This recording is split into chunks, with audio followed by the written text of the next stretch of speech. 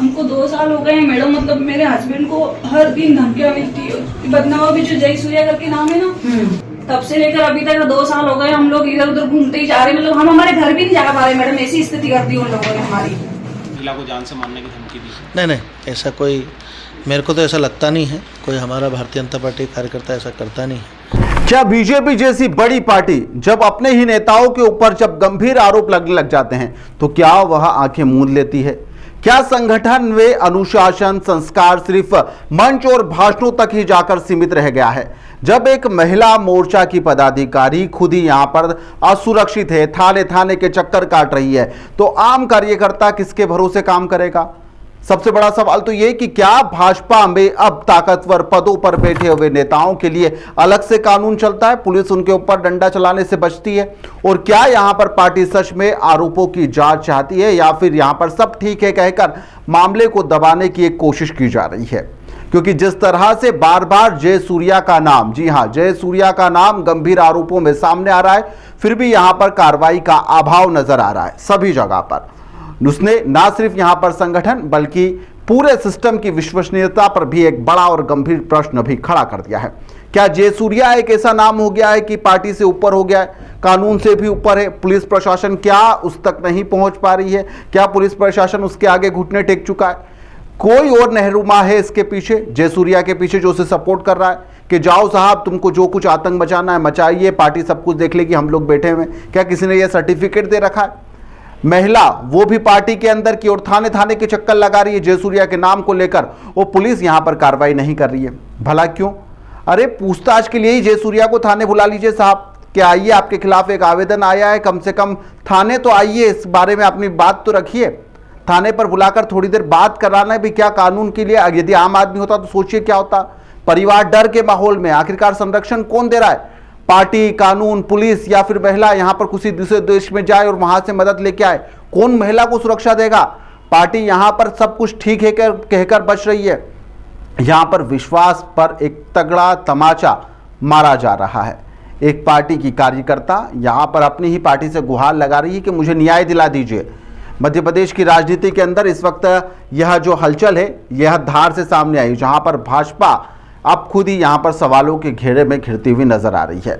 जहां पर प्रदेश उपाध्यक्ष, जी हां, प्रदेश उपाध्यक्ष जय सूर्या का नाम एक विवाद में सामने आया है। गंभीर मामला भी है, लेकिन इस मामले में कार्रवाई नहीं हो रही है। भाजपा महिला मोर्चा की मंडल अध्यक्ष है आशा शर्मा, खुलकर उन्होंने इसके खिलाफ मोर्चा भी खोल रखा है। जय सूर्या पर मारपीट, धमकी देना और लगातार प्रताड़ना जैसे गंभीर और सनसनीखेज आरोप भी लगाए हैं। आशा शर्मा यहां तक की दावा करती है कि पिछले 2 सालों से जय सूर्या और उनके जो करीबी एक दीपक फेमस नाम का एक व्यक्ति है, उसने उसके पति को मानसिक और आर्थिक रूप से सब जगह से परेशान कर रखा है।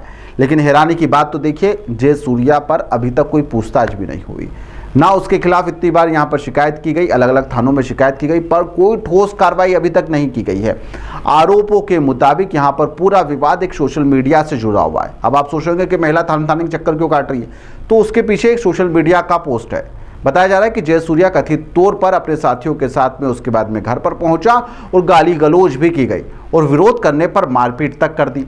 यही नहीं, जय सूर्या का नाम यहां पर फोन पर जान से मारने की धमकी, गांव को छोड़ने की धमकियां, और इसमें भी सामने आ रहा है। पीड़िता यह भी दावा कर रही है, पीड़िता का यह भी आरोप है, हमारे दावे नहीं है, कि जय सूर्या ने यहां पर गुर्गों को भेजकर उनका रास्ता रुकवाया और हमला तक कर दिया।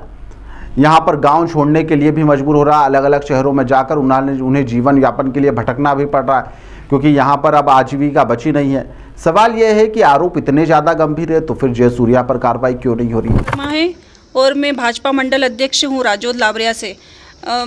हमारे साथ 2 साल से ऐसी घटना हो रही है कि मेरे पति को आए दिन मारने की और धमकी दी जा रही है। जय सूर्या और ये जो हमारे क्षेत्र के जो दीपक फेमस है, ये लोग आए दिन हमें डराते धमकाते रहते हैं मेरे पति को और हमको। आपने इसको लेके आवेदन दिया था? हाँ, हमने राजौद में आवेदन दिया था, तो वहाँ पे कोई सुनवाई नहीं हुई हमारी, इसलिए मैं आज यहाँ धार आई हूँ एसपी मैडम के पास। थाने में इनके कोई रिकॉर्ड तो है इनके, सब थाने में हमने दे भी रखा है, आवेदन भी दे रखा है। कुछ दिन पूर्व आपके साथ कोई घटना हुई थी? अभी जब 4 अप्रैल की बात है, 4 अप्रैल में भी इन लोगों ने हमारे साथ ऐसी ही घटना करी है। क्या कर रहा था 4 अप्रैल को? यही मारने और इसकी डराने की धमकी दे रहे कि तुम लोगों को जान से मार देंगे। मैं राजौद में रहता हूँ। मेरी पत्नी महिला मोर्चा की मंडल अध्यक्ष थी भाजपा की, अभी भी है फ़िलहाल भी। मेरे द्वारा कुछ पोस्ट वगैरह इनके मतलब इनके करतूतों पे पर्दा डाल रहे थे लोग, तो मैं उनसे पर्दा हटाने के लिए कुछ पोस्ट मेरे द्वारा फेसबुक पे डाली गई थी कि जब ये जिला अध्यक्ष थे हमारे युवा मोर्चा के जय सूर्या जी, तो इन्होंने बाहर जाके दूसरे क्षेत्रों में कार्य किया था, ना कि हमारे क्षेत्र में किया था। तो उस संबंध में मैंने कुछ पोस्ट डाली थी। तब से मुझे मारने भी आए, मेरे साथ मारपीट भी हुई राजौद में। किन्ने मारा आप? ये इनके ही गुंडे थे, जय सूर्या और दीपक फेमस के गुंडे। दीपक फेमस को पूरा से जय सूर्या से ही मिलती है, और जिला अध्यक्ष भी इनके घर के ही थे उस समय। तो इन लोगों ने मेरे साथ इतनी घटनाएं करी कि मुझे आखिर करके गांव छोड़ने के लिए मजबूर होना पड़ा, और अभी भी मैं भटक रहा हूं। अभी हम कुछ दिन पहले हमारे बच्चे की मान उतार के गांव के लिए जा रहे थे, तो रास्ते में बदनावर के पास भी इन लोगों ने हमको रोका और वही जान से मारने की धमकियाँ दी हमको। राजौद थाने पे हमने कार्रवाई के लिए कई बार मांग की, आवेदन भी दिए वहाँ पे, परंतु उन्होंने कोई भी कार्रवाई इस बारे में नहीं करी है। आज एसपी मैडम के पास आए थे, एसपी मैडम ने कहा है कि कार्रवाई होगी। पार्टी इस मामले में मौन क्यों है? आशा शर्मा और उनके जो पति है थाने के चक्कर लगाने के लिए क्यों मजबूर है? क्यों एसपी ऑफिस उन्हें जाना पड़ा, वहां पर गुहार लगाना पड़ी, और यहां पर भाजपा संगठन में भी यहां पर शिकायत दर्ज करवाई गई है, लेकिन हर जगह जय सूर्या के खिलाफ कार्रवाई के नाम पर 0 सन्नाटा, कोई कार्रवाई नहीं, केवल आश्वासन, हाँ बोले बात कर ली जाएगी। जिला अध्यक्ष नीलेश भारती से भी यहाँ पर आशा जाकर मिलती है अपने पति के साथ में, तो यहाँ पर वो कहते हैं कि हमारी पार्टी में ऐसा कोई व्यक्ति है नहीं, मतलब पार्टी में तो व्यक्ति है लेकिन ऐसा कोई व्यक्ति नहीं है जो इस तरह का कृत्य कर सके। जय सूर्या को संगठन का संरक्षण मिल चुका है। आप जब पत्रकारों ने पूछा कि इस तरह के आरोप लग रहे हैं तो क्या संगठन का जवाब था, आप सुनेंगे तो आप सोचेंगे कि ये तो मामला टालने वाली बात हो गई। सुनिए क्या कुछ कह रहे हैं। कहीं नहीं, कभी कोई महिला हमारे पीछे कार्यालय पे आई थी, उसने एक आवेदन दिया है, कोई लिखा हुआ है किसी के लिए, तो उसको दिखवाता हूँ अभी मैं, क्या है उसके विषय में अध्ययन कर लेते हैं उसका क्या है मामला।